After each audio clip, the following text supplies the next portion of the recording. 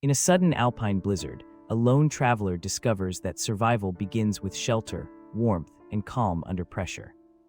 They crowd into a snow trench lined with pine boughs and use body heat plus a compact stove to melt snow for water. A ridgeline caution note follows as they fashion a sunward beacon using reflective foil and a whistle to attract help. They ration snacks, monitor breathing, and move minimally to preserve energy while checking the wind for rescue opportunities. Back home, the lesson lands as a promise to practice micro-shelter drills and respect every mountain's unpredictable mood.